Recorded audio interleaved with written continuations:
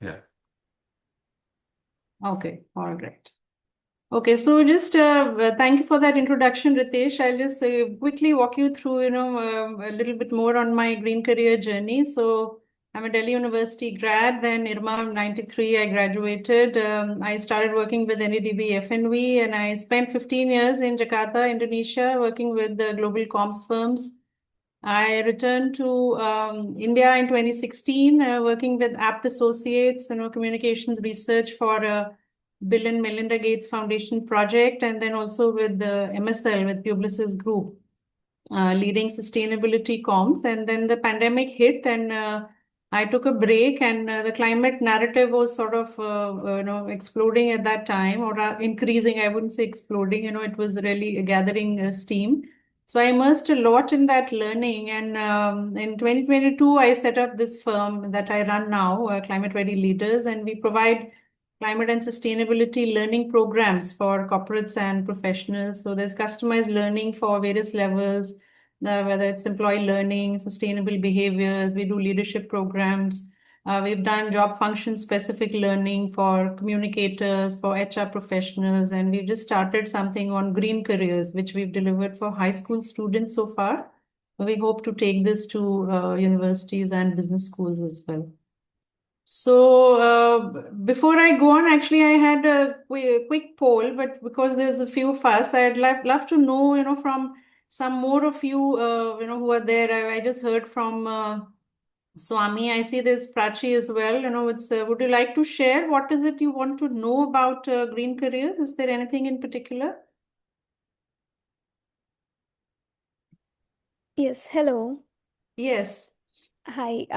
Thank you firstly for this opportunity and for getting to know you, ma'am. Ma'am, actually, I moved to Sweden and I PRM 39 pass out. And I've been, since Sweden is working on sustainability and circular economy. So I just wanted to know from PGDRM, and I have worked in NGOs, Aga Khan Foundation. So, how can somebody who's moved to a new place or who is trying to come into this sustainability sector, um, there are a lot of how to get into and how to develop yourself, Okay. your skills set. Mm. Okay, all right. Okay. So I will cover that, towards the end of my presentation. And let me just walk you through. I think for some of you, this may be probably, not new. You've already, you in the sector, so to say. But let me just quickly walk you through. So there is the global risk report, that just came out on the World Economic Forum, and climate is part of the long-term risks. Five of the top 10 risks are climate related. So it's a huge risk for the global economy, and there is growing demand for green talent. So it is growing at the moment. It is increasing at a decent enough pace, and this is the LinkedIn Green Skills report, which came out last year, which has some very interesting data, So job seekers with green skills or titles saw a significant higher hiring rate than the workforce overall. And green skills are now seen as core business skills. So actually, majority of green hires for the first time in the last couple of years is green skills in non-green roles, So somebody with finance who has an additional green skill, and somebody in architecture has, on green buildings, and so on and so forth. And green skills are, by the LinkedIn Green Skills report, very clearly just defines it as skills that are needed to address climate change. And green jobs are those jobs which need green skills, which have sustainability at the core. So that's a very simple definition the LinkedIn Green Skills report talks about. And there is a very big jump happening in the demand versus the supply. So there are not enough people with green skills, and the demand is growing almost twice as quickly as supply. And in the next 5 years, they're saying that one in five jobs will lack the green talent to fill it. Particularly, Gen Z will form a big bulk of the workforce, and they're still sort of lacking. So this is where we are, sort of a position or situation for today. And what people think of green jobs, they are not necessarily, they're the green jobs which have ESG or climate or sustainability in the title, but there are also those jobs which may not look like green jobs, but they are. So, for example, a digital marketing lead working for an energy efficiency company is a green job. Technical expert on water is a green job. Supply chain increasingly needs now sustainability skills. So that's a green job, and so on and so forth. So having to understand how the sectors are moving is very important for people to understand what actually is a green job and what is it that you want to do. So, this is a quick bird's eye view of the green jobs landscape and the shifts that we are seeing. I'll just quickly walk you through this. So, there is firstly the sector-based changes happening, and I'll just walk through which are the sectors in the low carbon future. There are the traditional businesses that are transforming, so there are opportunities there. The climate tech innovation companies, these companies did not exist 10 years ago, and that's a new sector developing where there are opportunities. And there's a social impact and entrepreneurship. Of course, we know that well. That's what IRMA has catered to. And this has bearing from few areas. So climate policy is a very big change happening.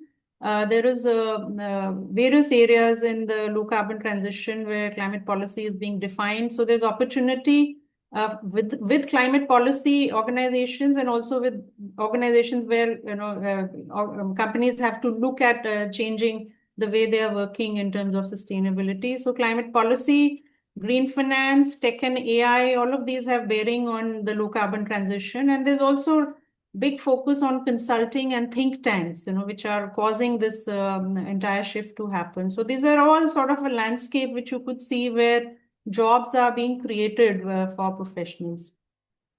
So key sectors in a low carbon future, and we have clean energy, and we're hearing a lot about that. Of course, it's not just renewable; it's also energy efficiency.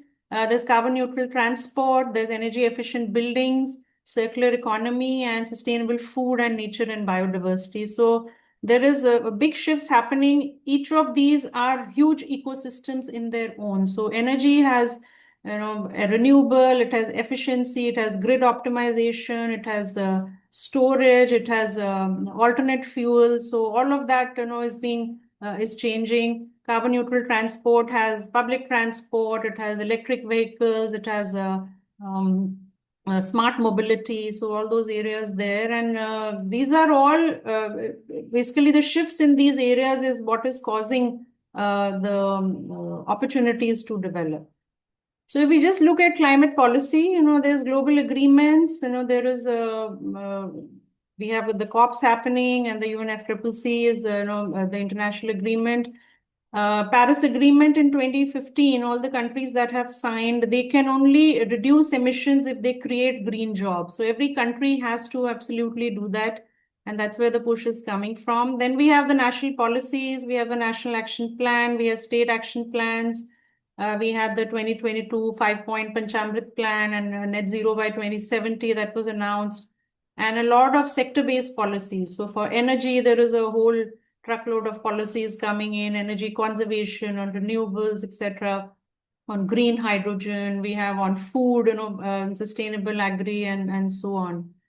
And they're key players, for climate policy. There's national, state governments, public sector, and there are a lot of think tanks. So think tanks have sort of brought the concept of climate change to India, and there is now almost 600 think tanks in India, which has doubled in the past decade. So CEW, WRI have become quite big, and we have the old ones, TERI and CSE and some others. So these are all organizations which are in need of talent, and because they're working on various aspects of the low carbon transition, and helping, and the government, working with the government, working with the private sector in terms of developing policies that will make this transition happen. So this is one big shift which is impacting jobs, and there is a need of professionals helping define policy in various sectors.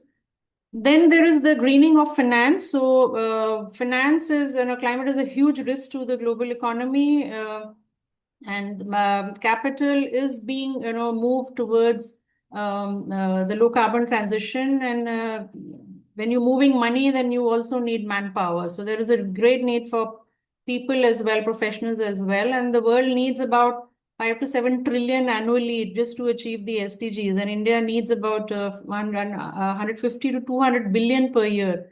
Very little of this money has been mobilized. And climate finance, which is basically moving money to the low carbon transition, is one of the biggest challenges in the world today. So there are a lot of initiatives for this, the Paris Agreement and the Green Climate Fund. Again, very little has been mobilized, which is the developed world having to send money to the developing world. We have network for greening the financial system. This is a network of some 114 central bank governors who are looking at how capital can be mobilized. How can the financial system become resilient in terms of money management. Then India has a lot of initiatives as well. We have green bonds, both sovereign green bonds and corporate bonds. We have developing a green finance taxonomy. There is the BRSR reporting where companies have to assess their footprint in terms of their sustainability impact. And there's carbon markets. Also, regulation has come out on this last year, which is also a way of mobilizing money towards the low carbon transition. So there is a need for professionals across sectors, and just whether money is, going into energy, or it's going into agri, or it's going into transport, etc. So need for professionals across sectors in climate or ESG research or risk management or corporate green finance and carbon trading and consulting. Carbon markets is going to boom in the coming time. So how can governments, how can companies, countries create those kind of policy instruments which will direct capital towards this? So this is a huge shift happening, and of course there is a need for professionals and people here. Then the businesses, we are seeing businesses moving towards sustainability. For a business, they want to manage risk, they want to create long-term financial viability and stakeholder value, which is, you may call it corporate sustainability, which is more vision-based. And now, of course, everybody is talking ESG. So ESG is environment, social governance is purely about risk management. It's very metrics driven and targeted towards regulators and investors. So regulators are looking at climate policy, that we saw earlier. Investors are looking at the finance part of it. They want to lend money to companies that are responsible. So ESG is looking at that aspect, and there are various kind of standards which companies now have to adhere to, and a lot of regulations. So BRSR I was talking about, there's extended producer responsibility, there's guidelines on greenwashing, etc. And new policies just keep coming up, in these areas. And there's a growing demand for talent for businesses, and this is across sectors. So it is not just a company in a certain sector. Every organization has to now, look at, in India, we have top 1,000 listed companies which have to, submit the BRSR report, but every organization will eventually have to look at it. So that's where the demand for talent will come and is coming. So, heading sustainability functions, which are still small in organizations, they're not very large sustainability teams yet. But there is need for sustainable finance or ESG investments on climate risk, carbon accounting, carbon markets. Companies need talent on that. Sustainability ESG reporting. So this has boomed now because companies have to report, their footprint, and the skill does not exist in-house. So a lot of firms have come up, which are when our companies are hiring also on ESG and sustainability reporting. Sustainable procurement, supply chain is also a very fast growing skill. And in India, particularly, we've seen, consulting roles in this area has grown. And then there is the sector-based green skills. So if you are in a food-based company versus you are in a transport company, what are the specific skills? There are about 600 green skills that the LinkedIn Green Skills report identifies across 12 categories. So there's a need for businesses also across various areas, and there is a boom in sustainability and ESG consulting because all the skills do not exist in-house at the moment. So the large consulting firms, which have developing very active sustainability and ESG practices. So you'll see, the Accentures and the KPMGs and EYs, they're hiring, quite significantly on this. And there's also rise in smaller consulting firms. So doing water, risk management or energy or GHG accounting, etc. So this is another ecosystem that is growing because now corporates are looking at becoming sustainable.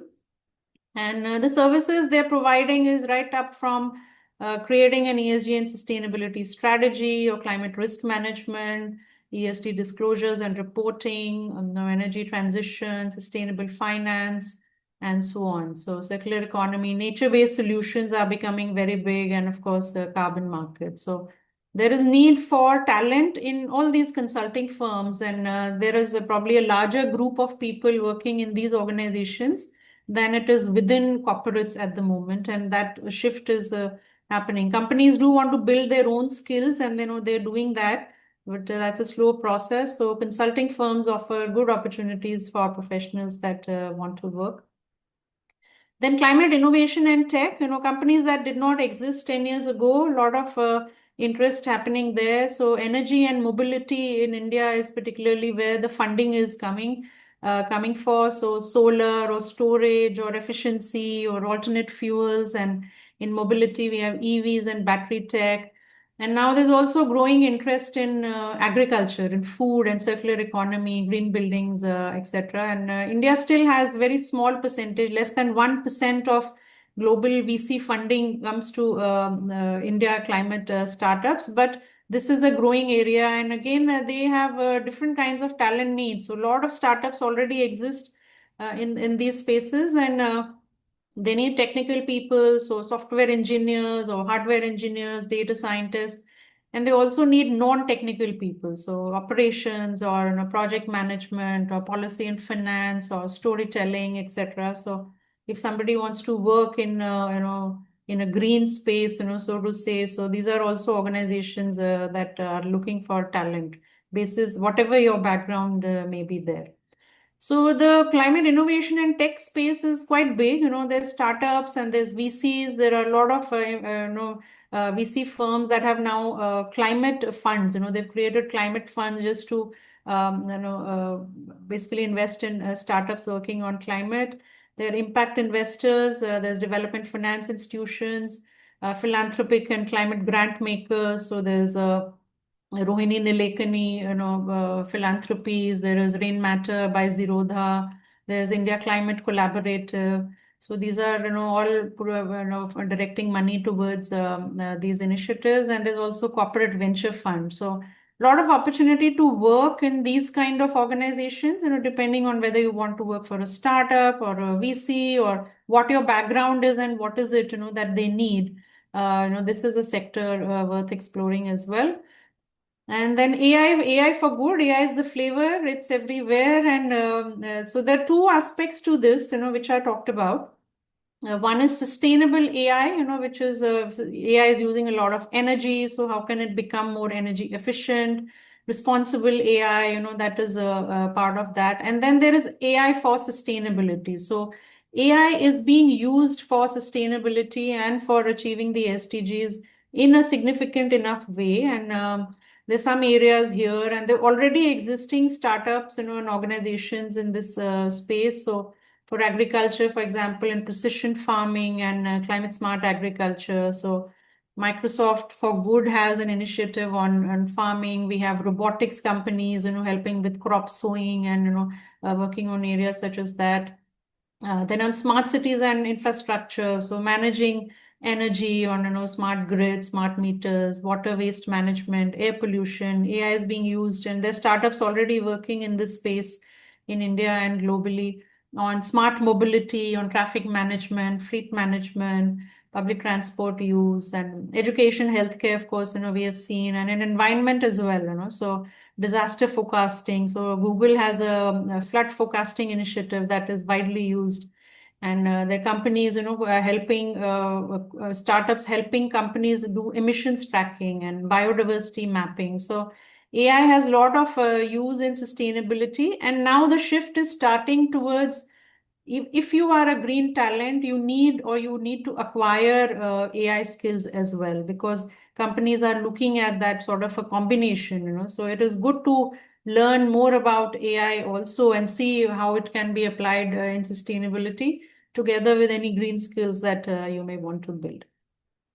And finally, this is the social impact, our favorite beloved sector. And it's a focus on CSR and ESG and technology for good, impact investing, and climate and just transition. These are some areas. And the themes in place, now climate is being reframed as a development challenge. Every nonprofit now has a climate lens. So it is a livelihood or a gender or a health or a jobs impact. So they're looking at all of those areas with a climate lens. And climate justice and inclusion, because a lot of marginalized communities because of climate, so this is gaining importance. CSR programs are now expanding into climate, so the foundations now funding renewable energy or skilling on livelihoods, for on renewable energy, for example. Impact investing, I was talking about, it's on the rise, and philanthropy as well. Development consultancies are building climate focus areas. So your IntelliCap and Satva, those kind of large NGOs or consultancies are building, looking at climate, focused areas, whether it's agriculture or whether it's heat, it's working with farmers or working with marginalized groups. And there's climate data research, there are organizations working on climate risk and adaptation, working with government, and also looking at green skills and climate skilling. So this is now with the climate and sustainability lens, and this is sort of a landscape. We know this well, but there are all these different players. So the corporate CSR has a need for a certain kind of talent, which understands climate, philanthropic foundations or NGOs or social enterprises, and developing consulting advisory firms, are all building their, climate sustainability arm, social impact funds, etc. So very large universe of, where the change and where all the shift is happening. So multiple opportunities. Somebody wants to work in climate policy, on green finance, want to work with particular sectors, want to work with a certain kind of organization, want to work on social impact, in a certain way. The opportunity is opening up for everyone. So building your green career pathways, it is not a linear or a straight career path. It's a where you are, wherever you are, you need to build on that further. It need not go in a straight direction. It's multidisciplinary and open to many backgrounds. So it is every kind of background is needed in this low carbon transition. So it doesn't matter where you are now. You just need to see where there is a need for the kind of skill that you have. It requires both hard and soft skills. So it is not just about the technical skills, and of course technical skills are needed, but also soft skills on communication or on systems thinking or stakeholder engagement. These are greatly in demand in the low carbon transition. So these are also useful. And then finally, it is important that you begin where you are. Your existing skills matter. Instead of saying what I know is not of use and I want to go learn something else, you start with where you are. So like for me, I saw my background was communications and development, and I realized that what I need to do is simplify the climate transition and go into using my communication skills to make demystify this topic, make it engaging and fun, like I would do for a particular client, and make it very relevant for whoever is receiving that communication. So it is building a very different positive narrative, which I saw, my sort of communication skills would come in handy for there. And for building your green career, and to Prachi's question on where do you go into this, so few pointers, fundamentals first, just get the basics. A lot of free learning out there. UNCC has a channel. There is other online platforms. Learn the basics on what is it, what is this whole transition about, and where you could possibly fit into this. Then review your existing skills, and what are complementary green skills. So if you have a career already, you've spent 10 15 5 10 years on finance, or you worked on you're working on supply chain, or you're in HR, or you are working in architecture. So what are the complementary green skills? How is that area transforming that you can add on additional green skills there? and then go about and get that learning, and then find your niche. It is very important because this is such a huge ecosystem, and just wanting to make an impact is not what is going to cut it. So firstly, just identify your ideal environment and work, and what is the kind of organization you'd like to work for, what is the kind of work you'd like to do. You can look at LinkedIn, and see what is your dream job there, and then see what are the skills. This is an organization and this is a kind of job that I'd love to do, and then see what are the skills they are requiring, and where is the gap in your skills, and then you go about acquiring those skills. So it's important to think of a sector and a skill fit, and saying here is a sector, here is an area which is, and my skills will fit in here, and that will work better, rather than saying I want to do something which is very meaningful and it will create a lot of impact. You will get burned out, the environment will not be suitable, you will not enjoy the work. So think of all these parameters when you decide your shift, because the question I'm often asked is, what is the trend? Where is the big hiring? Where can I get, good money on this? And my answer to this is, it is the work that you would really like to do, because climate sustainability is something you need to have build with that passion and with that interest. So you will put in the hours, you will put in the effort, and it will become very uniquely yours. Whatever skill you acquire, because we are still in the very early days. So whatever you're passionate about, like I'm passionate about just learning about sustainability. So I just read constantly business reports, and the thick research reports, and so that's my interest area. So what is yours? And it's a, as a professional, if you want to build in, so I think finding that niche is very important for yourself, and then you go about building that shift, and finally network. And I think when I started on in climate 5 odd years ago, there was nobody who was talking to this in my network. But LinkedIn has brought in so many people, it's who are interested in the cause, and who we are collaborating with. So just start with LinkedIn, start writing about, reach out to people in your dream jobs. So if you find somebody who's doing a job that you would like to do, reach out to them, talk to them about what they do, and then build your pitch, and start reaching out. So that's a little overview of green jobs, green careers, and that's it from me. So if you have any questions, I'll be happy to take those. Thank you, Rachna ji. And the floor is for the audience. I think Swamida, uh, particularly for you, you had few questions. If, I think that would be great. And also, Swamida, before the formal talks, you had some small discussion with Rachna. If you could share something with the audience, it will be beneficial to, us too. Thank you.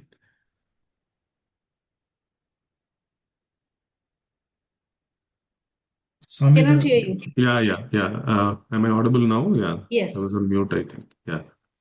Thank you, Ritesh. Yeah, I was just sharing that, I've incorporated with a friend of mine a private limited company to work in the ecosystem for green jobs, specifically the, blue collar jobs, because there's a huge, shortage in various sectors of the green economy. That includes the energy transition, the circular economy, what they call the bioeconomy, and also nature-based solutions, also green buildings. Many of the subsectors that are, broadly considered as part of the green economy. So we are trying to see how to, create a system through which we can generate interest among college-going students who are, very, very anxious about their future pathways, be it employment, self-employment, or entrepreneurship. So that's the piece that we are working on. I think that is part, probably the other part of the picture that Rachna ma'am has presented. She has, I think, covered a number of skill sets that are related to, support roles or reporting roles, measurement roles, evaluation roles, etc. I was in fact talking to one of our alumni And he was saying when they do sourcing in Tamil Nadu, he runs a spices company here in Tamil Nadu. This is Sijil Kareem. So he says, he needs a temporary workforce for 6 months in a year, you know, to be able to go to the field, verify the practices of the farmers, whether they align with, the regenerative agriculture principles or organic farming principles. Those are all very much field-oriented jobs. So I think jobs like those, I think they're, plenty and the demand is huge. I'm just, I mean, it's still very early days, as ma'am pointed out. And I think the ecosystem itself is struggling to, see how all this can fall in place. Right, ma'am? Yes, yeah, I think that's a Yeah. good point you mentioned. And, there's some learnings, which I have, having, been on this for the last few years. Uh, We've actually created a learning program on green careers, and I think it is a good entry point, for students particularly. You're talking about yeah. universities and students. Yeah. And climate and sustainability knowledge in general is not something which university students or even high school students, like it's a Yeah. they're all thinking about careers, so we've created a learning program around green careers, which is a sort of a tiered program. We have a core program which is just about basics, on what, and it's Mm. quite fun and engaging, for student and youth engagement, very interactive. We are using interactive tools for this. And then Yeah. it goes into different tracks. So if somebody wants to have learn more about business sustainability, then it's about those. Somebody wants to learn about AI. Of course, we cannot escape, right? And I think that's a good entry point for people wanting to learn. If you are combining AI and green skills, you will be some of the very unique professionals, if because there's Mm. so few of them, at the moment. So creating, learning tracks, on green careers for universities, particularly this will work. And then you mentioned the organization, every organization has a specific need. So, we cannot go with like a cookie cutter kind of a program. And, we customize for every organization. Some just want, employee learning, which is, can we just have like a little, and it's a little entry point, initially to saying everybody talking about, sustainable behaviors, or in some cases, even the leadership is not very aware, of what this is, the jargon is so much. So So I it's think that's kind of like customizing learning. ensuring essential literacy relevant to their Yes. specific context. Yeah. Yeah. Yes, yeah. So that is working, for us. And I think idea is, to create customized learning for whichever the organization, because every sector is different. See, in Mm. architecture, if you're talking, real estate, or you're talking agri, or you're talking, energy, the framework for each of them, or the reference points are very unique, to their industry. So I think having to customize learning is, what we are doing. And, there is interest there. Hi, Rachna. This is John from PRM 13. I used to be a drummer boy for Mera Naam Chin Chin Chu, if you remember. Oh, On okay, all right. Great to connect Wonderful. back. I used to really enjoy performing that song along with you on the stage, but great to Yes, see yes. you. Yeah, I awesome. remember. I remember. I That hope you're was doing still that song somewhere and having some fun. it has been long. Very nice to see you. My pleasure. I mean, I've been looking out for you, and I always remember that, favorite moments on the stage. So awesome to connect. We'll connect, yeah. So I had a question. So I'm working with, I worked in multiple companies, and I had my own communications firm also in Bombay, like you were in the communication space. And then I did another startup in agriculture for 5 years before I joined TCS these days, right? And I'm working on many ESG projects also, right? Which have got carbon capture, predictability, and lots of things, right? Interesting projects.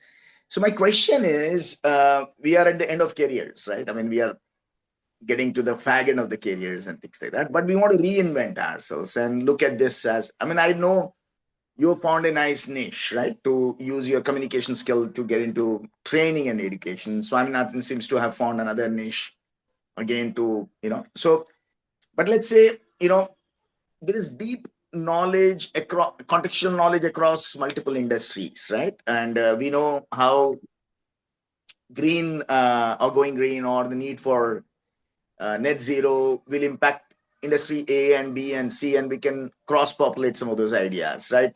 Is there any advice for guys like us, not just for young careers, but let's say, okay, we want to reinvent ourselves, find another stretch of few years to use all of that contextual knowledge to do something meaningful? Yeah.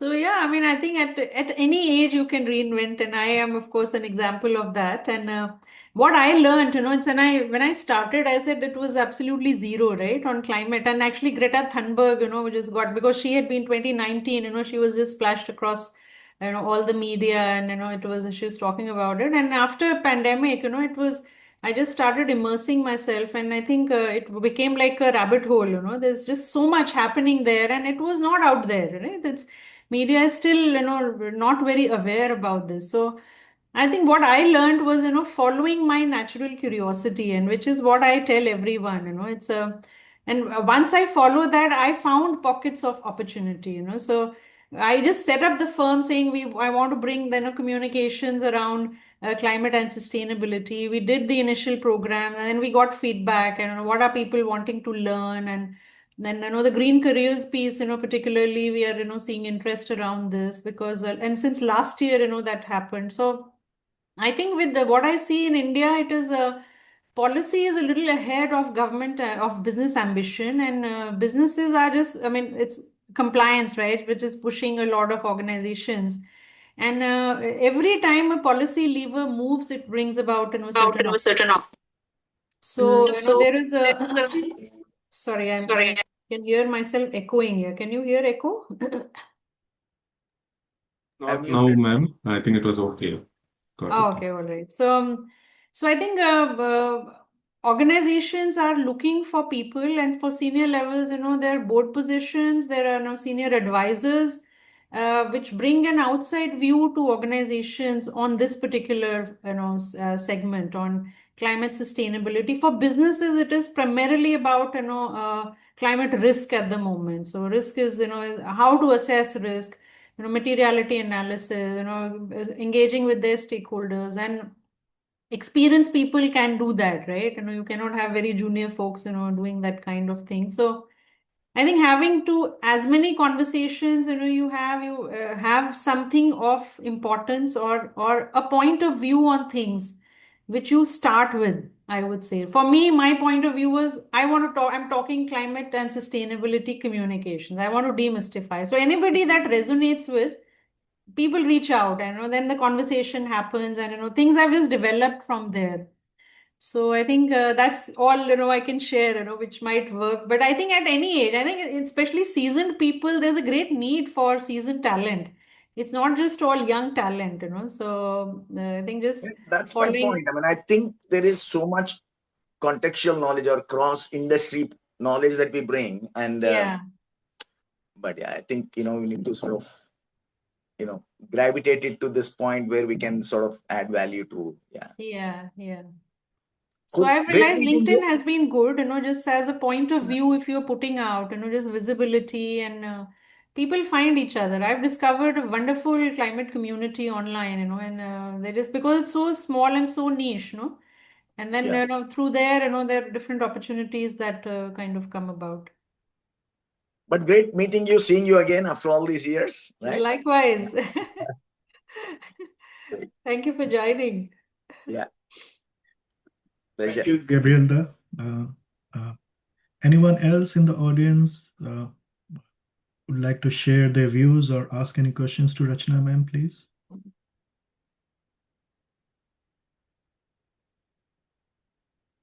Okay, Rachna ma'am, looks like we have lots to digest here, but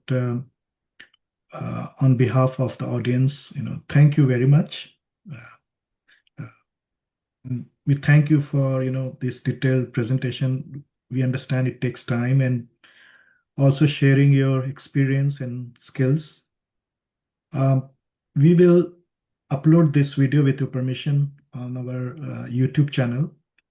And the interested audience, if they have not attended this talk, they may reach out to you, and I hope you will guide them to the best of your abilities.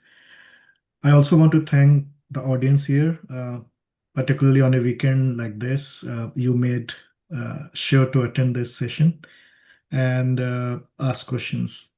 So if there is nothing else, Rachna ma'am, I will hand it over to you Just for your closing one remarks. question, Ritesh. Yeah. Ma'am, how do we connect with you, ma'am? Oh, okay. You can write to me. Okay, here's my email, towards the end. And I just thought, so if there's, especially also if there's need for, any of those particular learnings, you can go to our website and, have a look. Connect with me on LinkedIn Okay. or just write me an email. And I think we could take it from there.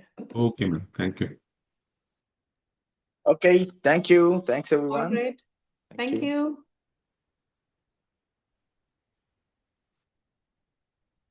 Thank you, ma'am. Thanks, Ritesh. Bye. Thank you for organizing. Thank you, ma'am. Thank you.